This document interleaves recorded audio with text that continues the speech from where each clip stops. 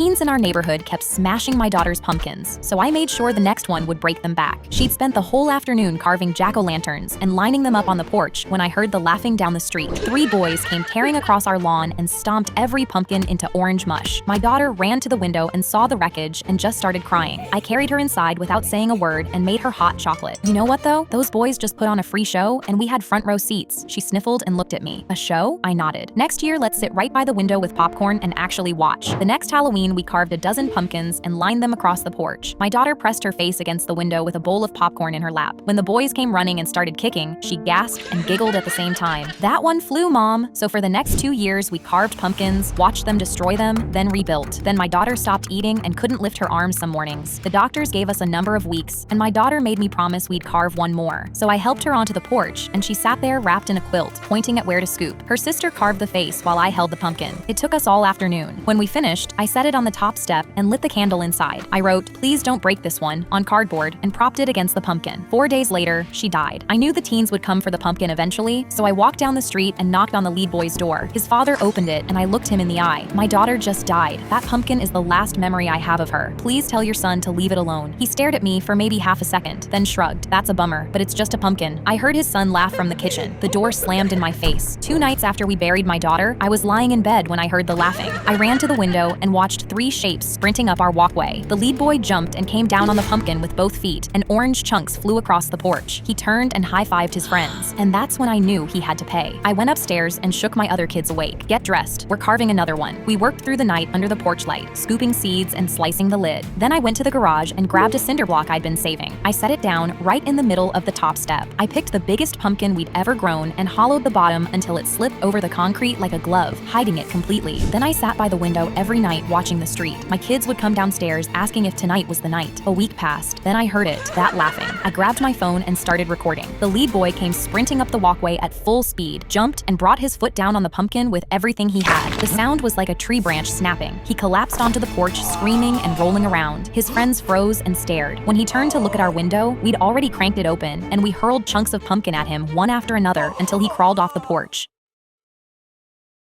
I thought the rich girl was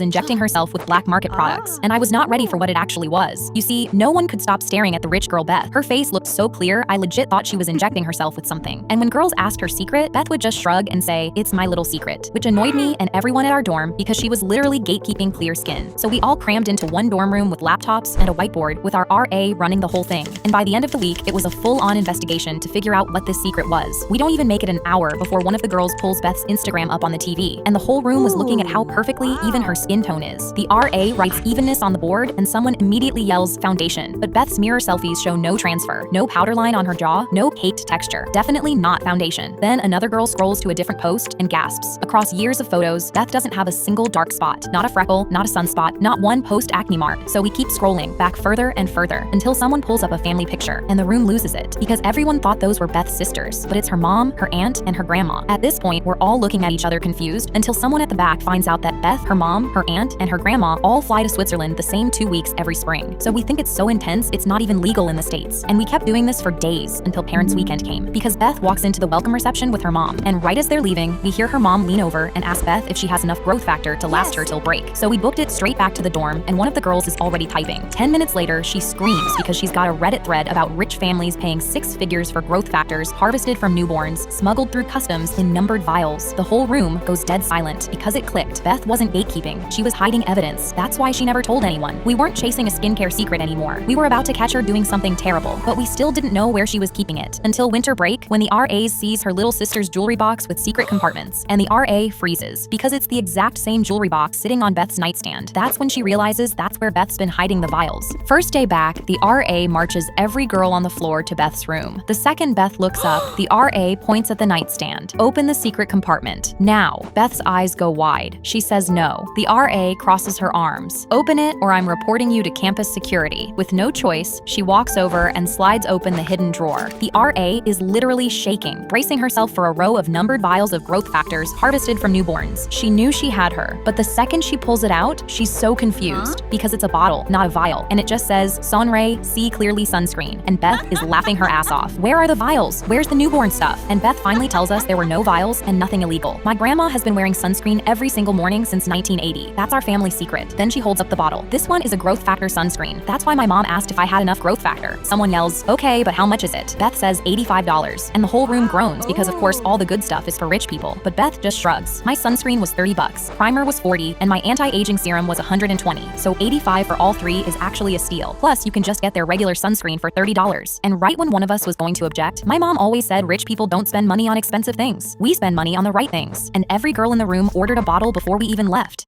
I thought the rich girl. My nephew Jackson burst through the doors in the middle of my son's eulogy with a speaker